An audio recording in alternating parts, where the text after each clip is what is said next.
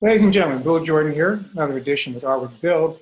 Today we have the distinct pleasure talking with Ms. Julie King, all the way down from Brisbane, Australia.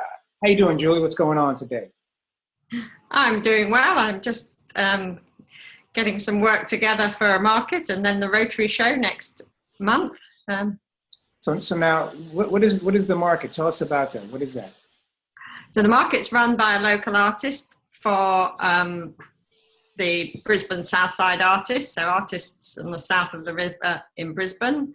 And we get together about 3 times a year and put up a little stall with some paintings, and people come and see us. There's lots of activities for the kids and it's a great day out. Sounds like a good place to be. It's a family event, right? Yes. And all the pictures behind me are destined for the market on Saturday. Oh, right. Not only a family affair, but it looks like a delicious affair too.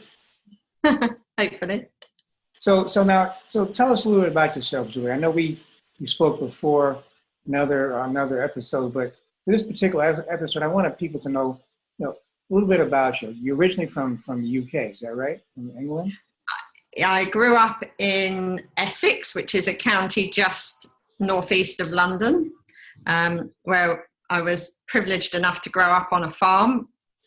We had cows and sheep and arable crops. It was a busy number, but it was great fun as a child. And that was where my love for art started. I used to paint and draw quite a bit around the farm. Some of my early paintings are based on scenes from the farm. My mother painted, both my grandmothers painted a bit, and I learnt lots of my skills from them, and that encouraged my love of art. And I've never really put down a paintbrush since, even though okay. School persuaded me that to get the degree I wanted, I couldn't do art. So I had to pursue the art in my own spare time, which is why you could classify me as self-taught. I prefer to say I've independently sourced my teaching because I'm still being taught by other people. Okay. And so when you went to school, what type of degree or system did you study? What was that? So I actually have a degree in veterinary science, and I worked as a veterinary surgeon for many years. Really? Wow. Really? That's fantastic. So you down there, you can do horses and stuff like that? Everything, yeah. Yeah? Wow. That's pretty deep. And that, later on, ladies and gentlemen, we're going to see some of the images about the cows and the bulls and the dogs and the sheep. And you'll see where she's coming from. But okay, so like you worked as a veterinarian person, and then what happened then? It was 1998, we moved from Essex to Wiltshire, and I renovated a cottage, which was a fairly time-consuming occupation. So I actually decided at that point, I'd married my beautiful husband, Simon, and I decided that I would work part-time and renovate part-time, and part of the renovations was to build a studio. So we fixed up this cottage, and I had a studio in one of the back rooms. Oh. And at that point, through the Malmesbury Art Society, I started teaching with them. I gained admission to the Society of Botanical Artists in London and exhibited with them. And before you go too far, what does that mean? The Botanical Garden of Botanical. The Society of Botanical Artists is probably the main UK body representing botanical illustration and artists in the UK. Okay. And so what happened when you joined the society? What happened?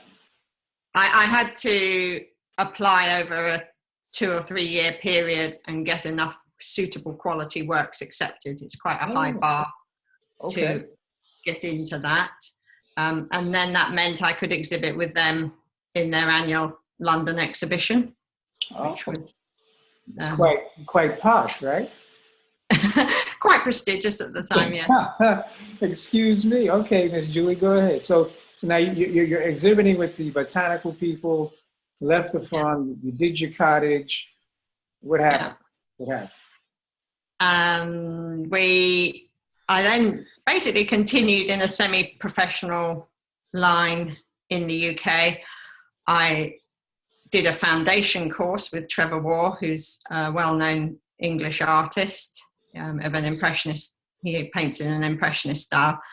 The foundation course taught me a lot more skills, and I started to pursue oil painting. And then I had two children 2 years apart while I was in England. And my beautiful children meant that I couldn't do quite as much work as I wanted, because I obviously had to spend much more time with them. Yes. And it was when they were 3 and 5 that my husband's work brought us to Brisbane. Oh, okay. And coming to Brisbane as an expat with 2 small children sort of was the end of my career, because I couldn't justify working for someone managing to bring up 2 small children with my husband traveling a lot and not knowing anyone. So it meant that if either of the children was ill, I would immediately be letting down whoever I worked for. So I decided that I wouldn't pursue the career in Brisbane. I would pursue the art. And that was fabulous. I decided we had 2 years in Brisbane, and I set about a mission to have a solo exhibition in a gallery. And at the end of 2012, I achieved that at the Percolator Gallery and had a very successful exhibition with the paintings that I'd worked on over the previous 2 years. Well, now, is that the place where you got the award? No, that was prior to that. The gallery next door to the Percolator Gallery ran a small-scale art award, and I entered that in 2012. Again in 2013, where I got commended. And then in 2014, I won it with my painting Do You, which is a leaf picture, the first in my leaf series. Okay, all right. Wow, that's smoking. So here it is, 2017. So has there any shifts or changes in your style, your process or anything? Most of I'm building on what I was doing in 14, and I'm painting a lot of still lives, mainly fruit and vegetable based still lives. There's the start of the Preserving Pan series, which you can see in my profile picture, and what the orange preserve has been accepted in the Rotary show. Then there are some smaller pieces with trios of fruit. I'm also painting more landscapes. So I've had a couple of commissions for landscapes lately. I've done a lot of commission work over the years, but just lately some of them have been for landscapes. I've just been invited to join the Tattersalls exhibition later this year, focusing on landscapes in Brisbane. What is that? The Tatterzoid? Tattersalls. Tattersalls is a club in Brisbane that runs a landscape prize each year. Okay. And they invited me this year to join in the Queensland section of that. All right. Very honoured to be asked to do that. So we're up to date with respect to, where you came from, what you're doing. And I'm just so impressed by that veterinary thing. That takes 5-6 years, right? Yeah. Yeah, man. And not to mention shoveling of the manure. Oh, there's plenty of that, especially in training. Okay, let's take a dive into, if you don't mind, can we go forward and showcase some of your work now?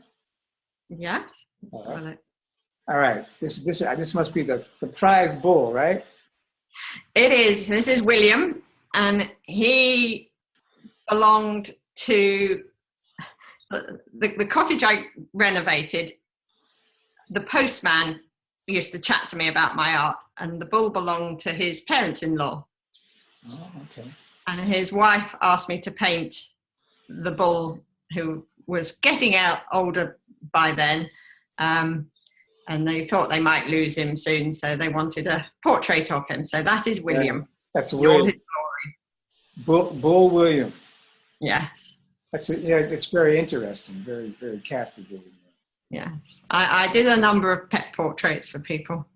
Oh. This is a much more recent landscape painting. Mhm. The a little group of cattle feeding round a hay bale in New South Wales, just outside Yamba. And then you just drove out there to do this, or how did you do this? I was on holiday down in Yamba and took some reference photos, because most of the time when I'm holidaying with the children, there isn't time to sit and paint. Right. So I just grab photos sort of on the hoof, as it were. Yeah, yes. And then when I'm back in the studio, I compose a picture and paint it. So I did take one or two artistic licenses with this one. It was a rather shabbier field with a boat in the corner and various bits of rubbish. You make it look very, very inviting. Like, where's this place? I want to go there. Yes, cool. I have tidied it up a little bit, I must. All right. No, you've artified it. Yes. Right. You better yet, you've Juliized it. Yes. Let's take now, this must be your favorite piece. This is your person, right, in your farm, right? This is one of my sheep from the farm, and this is my very, very first watercolor that I was happy with. Oh, after I've done a few practices. This was from my own photograph. Again, I always work from my own reference. yes. And this is one of the sheep walking through the garden gateway at the farm, and I was really pleased with the gate and the wall. The trees leave a little bit to be desired, but she's just a fantastic record and memory of my day, my Dorset Downs. Yeah, it's. I mean, the main focus is not the trees; it's the sheep. So yes, that's cool, man. Who's this? This is Whoops. She was one of the spaniels that belonged to one of the veterinary nurses that I worked with. Oh, okay. It was a long time before I took on pet portraits and painting animals. I'd seen, as a vet, I understand the anatomy very well, and I'd seen so many pet portraits where some of the anatomy was a bit out. It took me a long time to get confident enough to paint them and know that I could get the anatomy right, but I think I probably cracked it with Whoops. And the veterinary nurse who commissioned a number of portraits of her dogs and her parents' dogs. Well, now this looks real. I mean, how did you do that? Just with patience and watercolor. Oh, it's watercolor. Okay. I mean, look. Yeah, that one's watercolor. I spent a patch of time with Whoops getting a suitable reference photograph, getting her to look how the owner felt represented her character, and then work from the reference photograph to capture her. This is great. I mean, it looks like to me you should have a market for the pet lovers. You know, they should be calling you up all the time. Possibly. All right. What's this? These are onions, right? These are onions. This was my second entry into the Lethbridge Small Scale Art Award, and this was the one that got a commended prize. Really? Wow. Yes. Okay. Even though I know the curator and judge of that prize isn't particularly keen on works under glass, I still managed to commended for this, which is another watercolor. This is a watercolor and was. Really? Wow, that's beautiful, Julie. That's wonderful. I never would have known that. No, it's a watercolor. Oh, man, you're superstar in disguise, right? Now this is more fruit. These are oranges or tangerines or what? These are oranges, and this is the second one in my preserve series, and this is orange preserve. And this one has been accepted by the curator into the Rotary Arts Spectacular in May in Brisbane. Oh, okay. This is brand new, off the easel. Oh, it is? Yeah. Man, when I first saw it, I was confused. I said, well, is it supposed to lay down? Is it stand up? These guys are running all over it's a nice glass thing. Man, it's like a lot of time and concept for that. Beautiful. I like it. All right. What are these guys? This is a box of mangoes, and I painted that I think for my exhibition Nature's Bounty with the Lethbridge Gallery.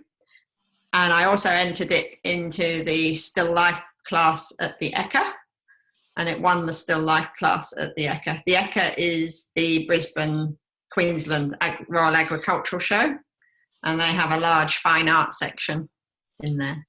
So the question I have for you, Julie, is where haven't you won? You win everywhere. Not quite everywhere. I'm still working on that, but All right. I have been blessed with a number of prizes for different All right. things. It's like those prize bulls, right? You have to get the blue ribbon, right? Yes. What's this here now? This is a picture of my garden shed back in England. Oh, okay. And I just had great fun arranging this, and it's a fabulous memory from my gardening days. I find gardening in Queensland a lot more of a challenge. There's a lot more wildlife that gets in the way, and the dryness and heat isn't conducive to growing as efficiently without the labour and maintenance required to keep a garden going here is a lot higher than in the UK. So Maybe you should try hydroponics. I do need to set up a much more sensible watering system. Yeah, because you could just grow them in the water. Yeah. Of course, that leads to filtering problems too, I guess. I was lucky enough to win the Still Life Prize at the Ekka with this one a couple of years before the mango as well. Yeah, this is nice. I like it, man. I mean, it's so like the tools look so real, and these onions. Did you grow those onions? Are those yours? I don't think I actually grew those ones. I did grow red onions in the UK. Yeah. Yeah. Okay, tell us about this piece. What's this about? This is a more recent piece. This was a commission that I was asked to do last year. That piece is actually quite a large piece. It's 1.5 meters by 1.5 meters, so that's about 5'6" in each direction. Wow. And that is the building that used to stand on the block that the people who commissioned it have built their new house on. Oh, and okay. it was a historic building in Brisbane. It's the Brisbane 18-foot sailing club house, and it was very well known for all the events and parties that they held there. It was a venue for hire, so lots of people got married there and had their birthday parties there, and it opens out at the back onto the Brisbane River, and the hills you can see in the background are the north side of the river. So now this building doesn't exist anymore. This is just a memorial piece? The building was nearly derelict when they bought the site. Oh, okay. But they wanted a reminder of the building in their new home. Wow. Nice. So they came to me and with a brief, and I had to include various parts in the composition. The brief was very specific about what they needed included in the composition, from the white shade sail to the pennant logo on the front to the boats in the river to the jetty. There was a long brief about exactly what they required to appear in the painting. It looks like you knocked it off, right? You got it. They were very pleased with it. There you go. I'm chuffed. Yeah. That's the important thing. And this is one of your landscapes, right? This is a landscape. This is a view, early morning view in the Blue Mountains. And I've called it Sunlit Bluff, the bluff is the end of the hill in the background. I loved painting this painting. I loved the play of light and the angles in it. And I was lucky enough to get it accepted in the Rotary show a couple of years ago, where it received a highly commended for my efforts, which I was really pleased with. Yes, I like it. I like the play of light. Yeah. Very nice. Thank you. So what's this all about? This is a newer piece, and this was part of my Reflections exhibition last year. because one of the things we haven't talked about, but I'm very keen on, is protecting the environment and honouring the environment and looking after our planet. We've only got the one, we need to cherish it. And this one is to really illustrate the ability of nature to recycle. So it's called Infinity of Nature. Oh, And oh. you've got the leaves sitting in an infinity symbol diagonally across the painting there.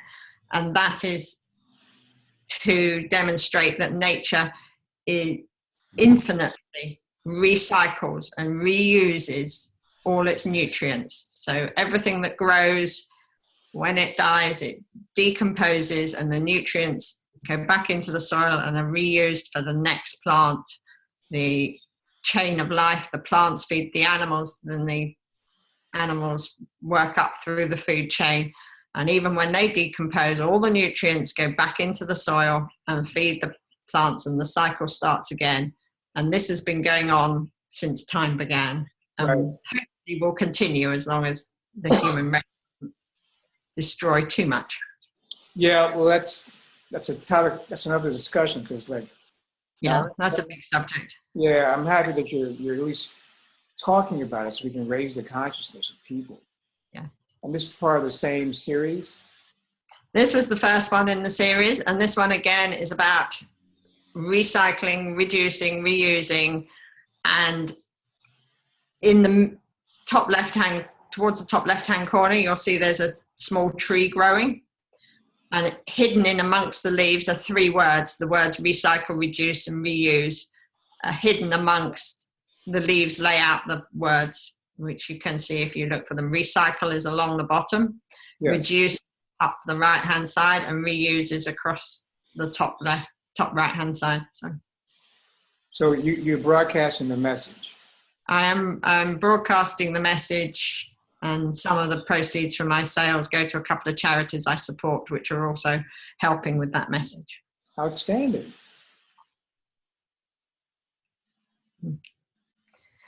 This one is spring flowers, sorry, and this is just a collection of local leaves and flowers.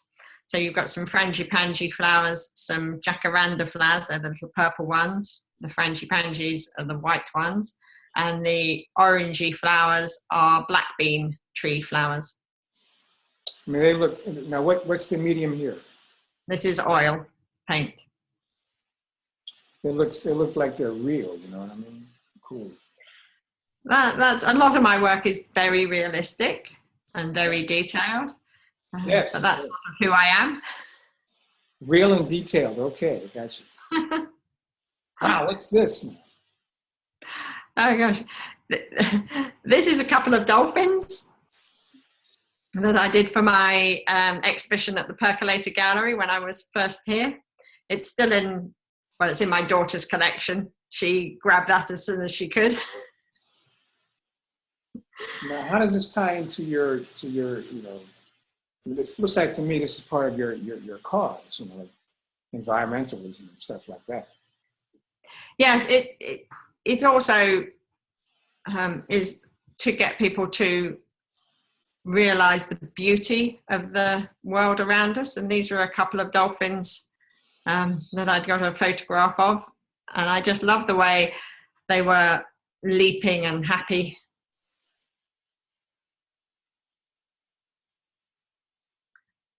This is a newer one. This is a small wave study that I've done for the market in November. I sold that to a friend of mine who's very happily displaying it on her walls. Oh, cool, man, cool. Yeah. And the dolphins are in there too, right? The dolphins live in the bay there. That's a view from Mooloolaba, where we stay each September. And often you can see both some dolphins and humpback whales playing in that bay. Oh, the humpback whales migrate up and down the coast of Australia each year. Beautiful. That one was a scene, again, I painted for the exhibition at the Percolator Gallery. That one was from a photograph I took one evening from Bribie Island, which is a coastal island very near to Brisbane. And we played on the beach all day with the children, had a barbecue on the park by the beach, and watched the sun go down and that's the middle of winter, which is a gorgeous time in Brisbane. Beautiful clear skies, warm weather during the day, and just lovely, delightful time. And a couple came along and started fishing. Now, when you say winter, you mean like cold or warm? Winter in Australia is through June, July, August. You get a lot of cold westerly winds. But because we're subtropical here, so it's still relatively warm during the day. Oh, well, that's good. Yeah. Winter in Australia, right? Okay. What's this? This one is called Afternoon Stroll, and it's a couple wandering down the beach. It's a view of Main Beach on the Gold Coast, and in the distance you can see the buildings of Surfers Paradise. We'd been to one of the parks for the day and then had a play on the beach in the evening. And this is the view looking down the beach with the sun setting in the west. Because we're on the east. Flags for? What are the flags for? The flags are symbolic of all Australian beaches, really. They're the surf life-saving flags. Oh, okay. That's a safe patch to swim in, and it's patrolled by the surf lifesavers. Oh. A lot of the beaches in Australia have sections that are patrolled by surf lifesavers where they have set that it's safe to swim to avoid the rips. So they've assessed the water, checked where the rips are, worked out which the safe zones are, and then patrol those patches. Oh, cool. I thought you were giving us a treat into the world of surfing. I saw the surfboard. I didn't know. That's the rescue board waiting in case they need to go out and got you. Okay. pick someone up. Well, I think we've gone through them all. We're back to Julie Cain. Oh, wow. Fantastic. Just to recap, give us like some information about where you're going to be and what's going on. How can people contact you? So the best way to contact me is through my website. I'm just World Wide Web, juliecain.com. Okay. And there you should be able to find my original paintings. Those that aren't in exhibitions are for sale through my website. Okay. The ones in exhibitions, just drop me a line and I'll tell you who to contact to purchase those. All right. My reproductions are for sale there, as are greetings cards. I have a range of greetings cards for sale. And if you're interested in commissioning me to paint pretty much anything and tell your story through paint, then there's a section on how to commission me as well. All right. So anyway, so now we know where to reach you, what you do, and what's coming up next month again. What show are you in? So I'm in the Rotary Art Spectacular in Brisbane next month. And then hopefully there'll be further shows through the year, which I'm planning on entering. I have an events page on my website so you can see where and when everything's on. So just check the website and you will find the details of the up and coming events. All right. Well, Julie, it's been a pleasure. It's always a pleasure chatting with you. Thank you, Bill. It's lovely to chat to you. I learned so much about you today, about that veterinarian stuff, man. That's cool stuff, man. Oh, that's all right. So, ladies and gentlemen, this is Julie Cain, my friend. And she's really a nice person, as you can see. So I want you to go to her website, check her out, and if you can, fly down to Brisbane and go to the big show next month. If you can't, well, she'll send you some pictures anyway. Just dial her up on her website, jot down some digits on your card, and she'll send you the pictures. Okay? So yeah. Let's do Jordan again, ladies and gentlemen. Thank you. Bye. My pleasure. And I want you to be aware of the fact that we're bringing some more episodes of real live artists who are doing a really great job. So once again, I want to say thank you, Julie. And we're going to do here. Yeah, we're gonna say toodaloo. See you later. Peace out. Bye, everyone. Thank you. Bye. Okay, that's done. I gotta stop this thing. No, I can't do it that way. Hold on. I gotta stop this. There. Now, here we go. Right, stop share. You snuck a few extras in there, Bill. Yeah, I did. Yes. I said, man, I'm gonna put these in here because they were so. It gave me an opportunity. I wanted to talk about your conservation work. You know, because the other ones didn't show that, and you know, the cows and the bull, that was cool, but you know, I think this brings it more current, more relevant to like Yeah. about now, you know, especially being in Australia. So I hope if you don't, I hope you didn't mind. No, it was just like, oh, where did that come from? And you look at it and go, oh God, that's full of mistakes. Well, but it wasn't about that. It's about getting people to know you. Yeah, and hopefully that might. You know, Bits of you. Sorry. Okay, I'll see you later. Yeah, take care. Thanks, Bill. Bye. My pleasure. See you, Julie. Bye bye. Bye. Happy trails to you.